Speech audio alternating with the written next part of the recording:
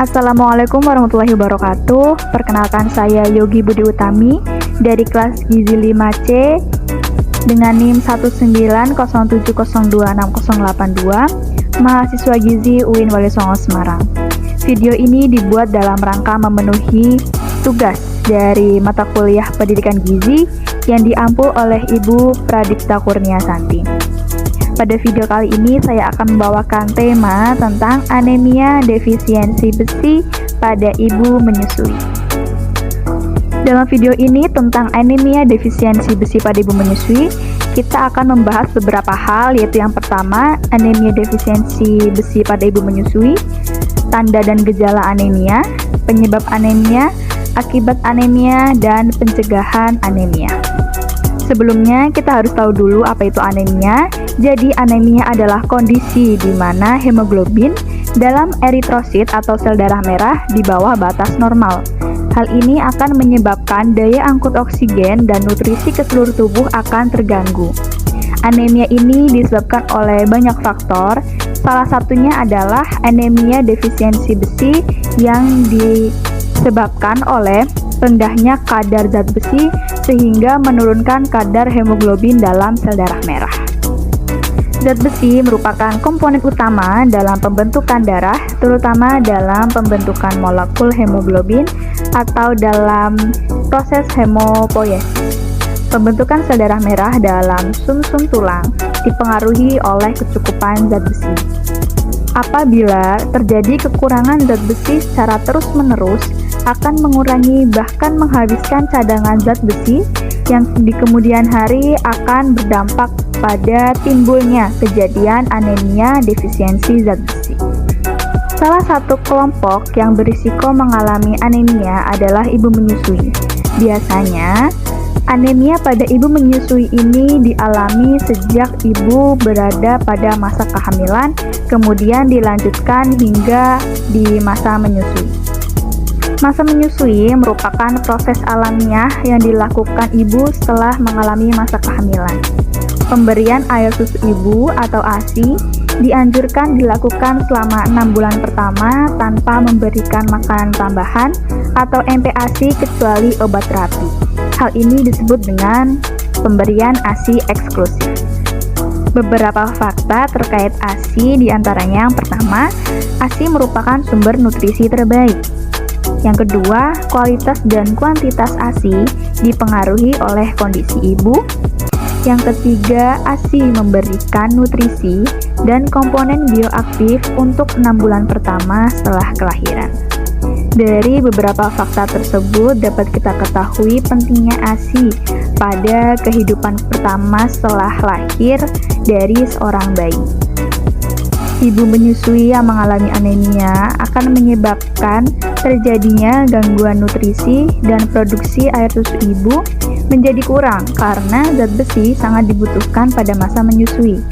Apabila jumlahnya kurang, maka dapat menimbulkan gangguan peredaran zat nutrisi dalam tubuh ibu yang mengakibatkan gangguan pertumbuhan pada bayi. Ini merujuk kepada penjelasan sebelumnya di mana anemia menyebabkan daya angkut oksigen dan nutrisi ke seluruh tubuh akan terganggu. Bagaimana kita dapat menyatakan bahwa seorang ibu itu mengalami anemia?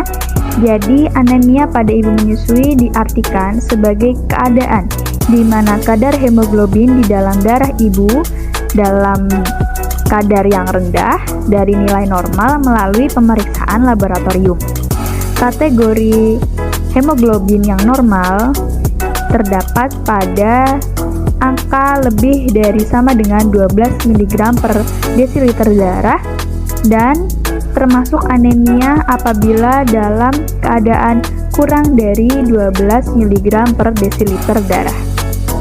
Hingga saat ini, anemia diperkirakan berkontribusi menjadi penyebab lebih dari 115.000 kematian ibu dan 591.000 kematian perinatal secara global per tahunnya. Jadi, dapat kita ketahui bahwa anemia pada ibu menyusui akan menurunkan produksi ASI dan menurunkan kualitas dan kuantitas dari ASI. Hal ini merupakan salah satu penyebab ditemukannya prevalensi anemia pada bayi itu cukup tinggi. Hal ini disebabkan karena sumber nutrisi ASI yang mengalami kekurangan komponen gizi. Seseorang yang mengalami anemia memiliki tanda dan gejala. Tanda dan gejala dari anemia berikut diantaranya. Yang pertama adalah 5L. Ini merupakan tanda dan gejala utama dari seseorang yang anemia pasti mengalami 5L ini, yaitu lesu, letih, lemah, lelah, dan lalai. Kemudian sering sakit kepala dan pusing. Pusingnya itu bersifat seperti memutar. Kemudian sering mengantuk, cepat lelah, mata berkunang-kunang, sulit konsentrasi, dan tubuh dan wajahnya itu cenderung pucat seperti di daerah wajah, kelopak mata, bibir, kulit, kuku, dan telapak tangan. Kemudian kita perlu tahu penyebab dari anemia itu apa, terutama penyebab dari anemia defisiensi besi. Yang pertama adalah jumlah zat besi dalam makanan tidak cukup. Zat besi sebenarnya dapat kita temui dan dapatkan dengan mengonsumsi sumber pangan hewani maupun nabati. Namun perlu kita ketahui pada sumber pangan nabati, zat besi ini dikenal dengan zat besi non-hem, di mana sulit untuk diserap dalam tubuh. Jumlah yang diserap dalam tubuh berkisar hanya 1/20 dari zat besi hem yang terkandung dalam sumber pangan hewani.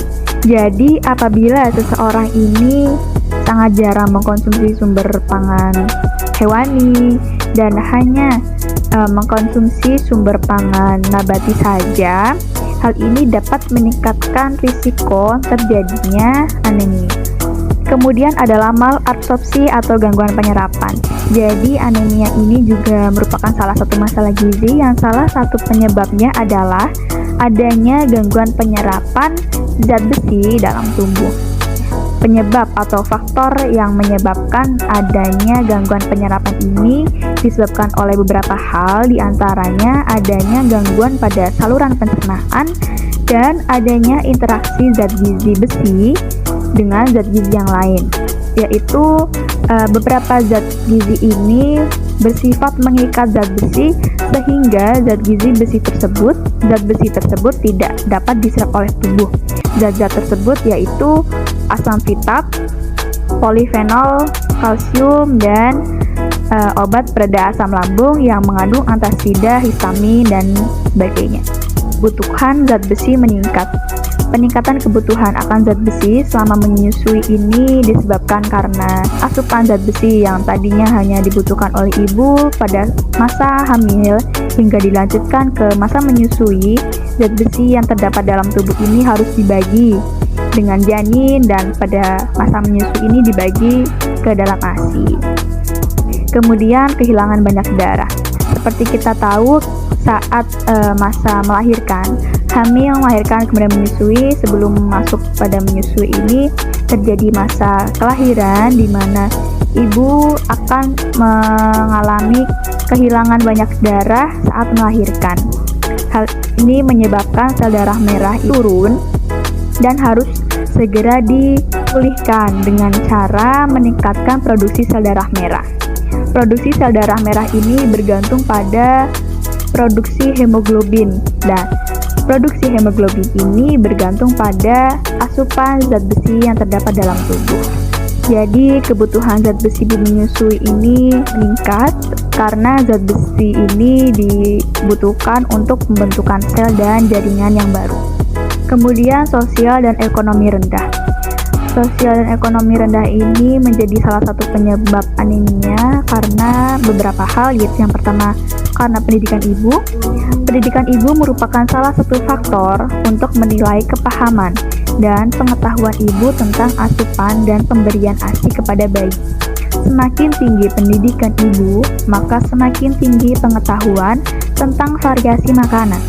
Variasi makanan digunakan untuk mencukupi kebutuhan ibu sendiri, dan pengetahuan dalam pemberian ASI berkaitan dengan frekuensi dan durasi.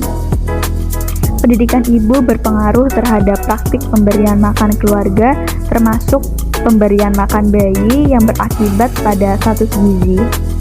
Pendidikan ibu yang rendah dapat membuat ibu kurang memperhatikan dirinya, seperti kurangnya variasi makanan yang dikonsumsi.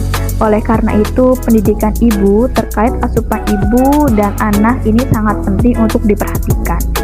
Diperlukan pengetahuan terkait pencegahan atau penanggulangan kejadian anemia pada ibu menyusui. Khususnya pada masa menyusui ini, dengan upaya pencegahan dan penanggulangan dibutuhkan pengetahuan terkait kandungan zat besi dalam makanan.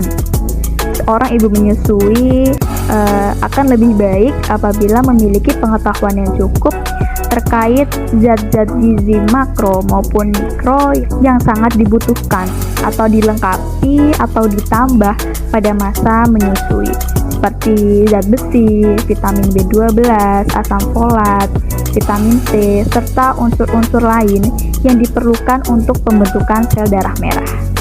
Kemudian adalah keluarga dengan penghasilan menengah ke bawah. Jadi anemia yang disebabkan oleh sosial ekonomi rendah terkait penghasilan menengah ke bawah ini dikarenakan karena tidak cukupnya asupan zat besi yang diperoleh dari makanan karena terbatas dalam hal finansial sehingga tidak mampu untuk mengakses makanan yang berkualitas tinggi. Jika tingkat pendapatan lebih tinggi, mungkin jumlah dan jenis makanan yang dapat diakses itu menjadi lebih baik. Namun, mutu makanan tidak selalu membaik jika tidak membeli pangan atau bahan pangan berkualitas gizi tinggi. Karena itu kembali lagi kepada pengetahuan terkait pola makan, variasi, tentang mengolah makanan, dan sebagainya. Dan pada penghasilan yang tinggi pun, itu sebenarnya tidak menutup kemungkinan memiliki risiko anemia apabila terdapat kerendahan tingkat pendidikan atau pengetahuan. Di awal telah saya beri gambaran kepada teman-teman bahwa anemia pada ibu menyusui itu sangat berbahaya bagi bayi. Nah, agar lebih jelas, berikut akibat anemia defisiensi besi pada ibu menyusui. Yang pertama, mengganggu peredaran zat gizi ibu, produksi ASI terganggu, kebutuhan bayi usia 0-6 bulan tidak terpenuhi, dan yang pastinya akan mengganggu pertumbuhan bayi. Setelah kita tahu tentang bahaya anemia defisiensi pada ibu menyusui, kemudian tanda-tandanya, penyebab, akibat, kemudian kita harus tahu bagaimana cara mencegah anemia defisiensi besi pada ibu menyusui. Yang pertama adalah meningkatkan konsumsi makanan yang kaya akan zat besi. Telah saya sampaikan juga sebelumnya terkait zat besi heme, zat besi non-heme. Kita dapat memilah-milah mana zat besi yang mudah diserap, mana zat besi yang sulit diserap. Namun hal itu tidak menjadi patokan bahwa kita tidak boleh mengkonsumsi sumber hewani saja, karena pada sumber pangan nabati pun itu memiliki zat gizi lain yang diperlukan dalam tubuh yang pada sumber pangan hewani itu tidak punya. Untuk sumber pangan hewani yang kaya akan zat besi itu diantaranya seperti daging merah, hati ayam, ikan, telur. Kemudian pada sumber pangan nabati itu biasanya pada sayuran-sayuran dengan warna hijau tua seperti bayam, brokoli, dan pada buah yang kaya akan zat besi adalah pisang. Kemudian dilakukan suplementasi zat besi. Pemberian tablet zat besi idealnya itu sejak awal periode hamil, karena hal ini akan berpengaruh pada kualitas dan kuantitas ASI yang dihasilkan oleh ibu menyusui. Telah saya gambarkan juga sebelumnya bahwa biasanya ibu menyusui yang mengalami anemia defisiensi besi ini merupakan lanjutan dari saat hamil, yaitu pada saat hamil ibu ini juga telah menderita anemia. Kemudian konsumsi zat besi dengan vitamin C. Kenapa sih vitamin C? Karena vitamin C ini memiliki kemampuan untuk meningkatkan penyerapan zat besi, terutama yang berasal dari zat besi non-hem. Jadi tidak ada alasan lagi untuk kita menghindari makan makanan dari sumber pangan nabati, karena zat besi dari sumber pangan nabati pun dapat diserap dengan bantuan vitamin C. Kemudian hindari konsumsi makanan yang mengandung zat gizi yang mengikat zat besi.